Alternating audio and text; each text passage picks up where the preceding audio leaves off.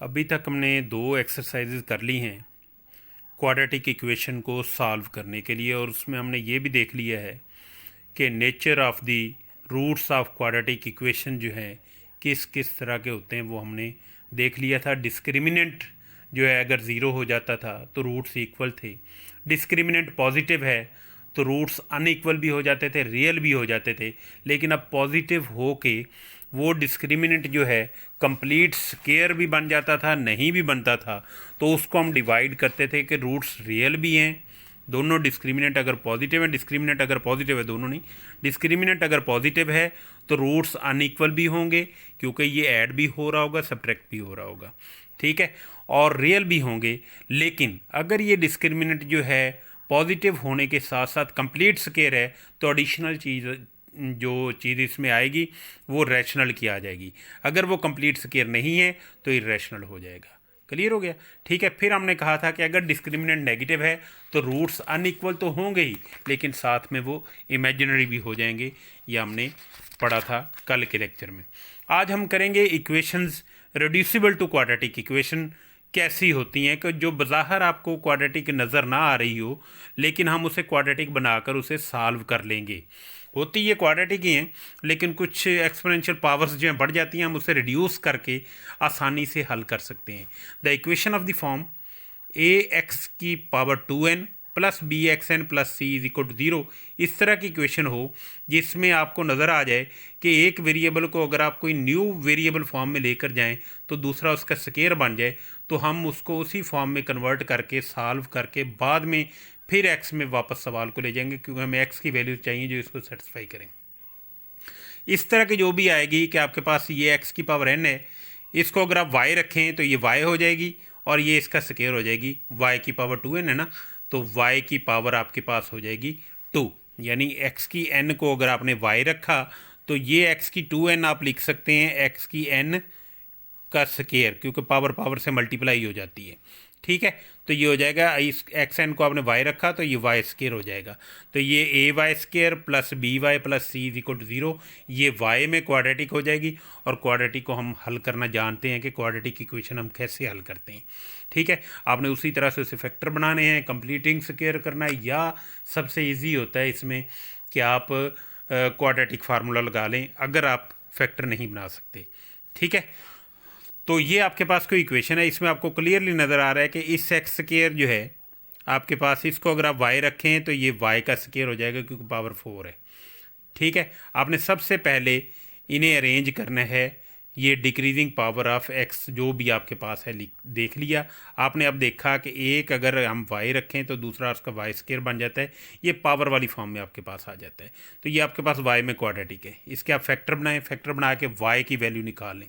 लेकिन हमारा सवाल तो एक्स में था, तो वापस हम इस रिलेशन 1 को यूज़ करते हुए वाई की जगह रख देंगे एक्स स्केयर और इसको सॉल्व कर लेंगे क्वाड्रेटिक फार्मूले से या स्केयर रूट लेने से, जैसे भी जो आपके पास एक्सप्रेशन आती है वहाँ से हम देख लेंगे, ठीक है। ये आपके पास एक्स की पावर 4 है तो एक्स की 4 वैल्यूज़ होंगी जो इस क्वाड्रेटिक इक्वेशन को सेटिस्फाई करेंगी।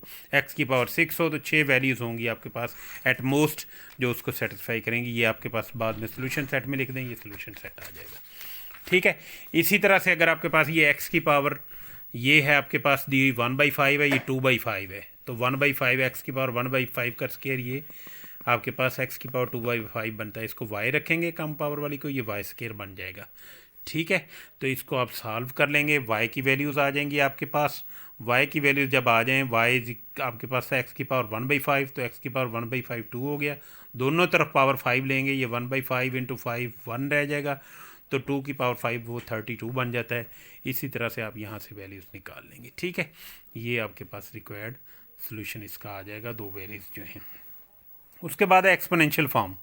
एक्सपोनेंशियल फॉर्म कौन सी होती है? जिसमें वेरिएबल जो है एक्सपोनेंट में आ जाए, जैसे यहाँ पे आपको नज़र आ रहा है, ठीक है। इसमें आप करेंगे क्या, आप इनको ब्रेक कर लेंगे, कांस्टेंट वाला और एक्सपोनेंशियल फॉर्म वाला वेरिएबल जो है सेपरेट कर लेंगे, यानी 5 की पावर एक्स अलहदा कर लेंगे, इंटू 5 अलहदा कर लेंगे, पावर पावर में जमा होके 5 की पावर एक्स रह जाएगा, ठीक है। ये टूल होगा इसको हल करने के लिए कि वेरिएबल वाला पार्ट आप अलहदा कर लेंगे, दूसरा कांस्टेंट अलहदा कर लेंगे। बाद में देखेंगे हमारे पास इस इक्वेशन इस तरह की बनती है, किस तरह की बनती है, ठीक है।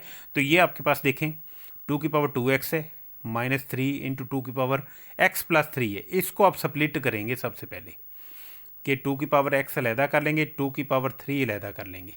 ठीक है, ये आपको पता है ना कि आपके पास इस तरह की फॉर्म है, a की पावर x प्लस 2 है, तो आप इसको ब्रेक कर सकते हैं a की पावर x इंटू a की पावर 2 में। ये पावर पावर में ऐड हो जाती है जब उसका बेस सेम होगा।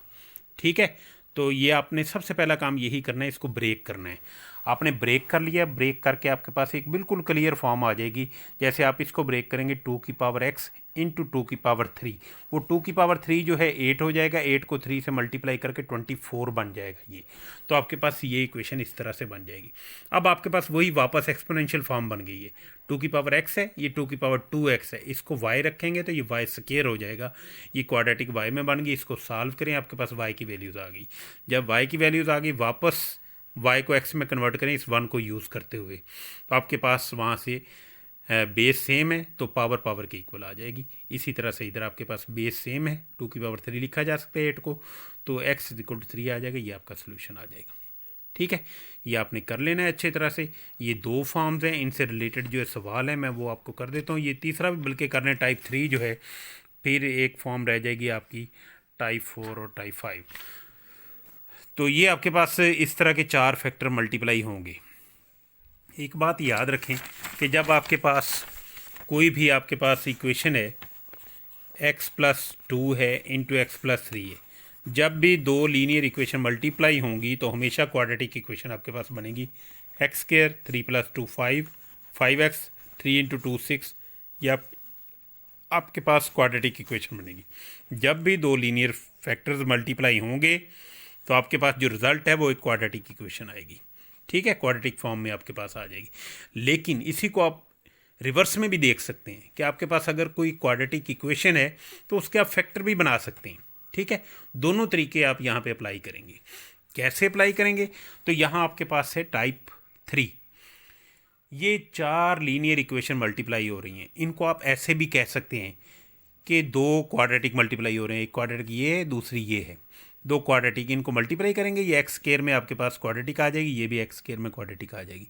2 क्वाड्रेटिक मल्टीप्लाई हों या 4 लीनियर फैक्टर मल्टीप्लाई हों, फॉर्म यही बनेगी टाइप 3 आपके पास। क्लियर है? ठीक है, या एक क्वाड्रेटिक हो, 2 लीनियर फैक्टर आ जाएं, टाइप 3 में ही काउंट होगी। इसमें आप करेंगे क्या, आप सबसे पहले इनको स्प्लिट करेंगे 4 लीनियर फैक्टर्स में।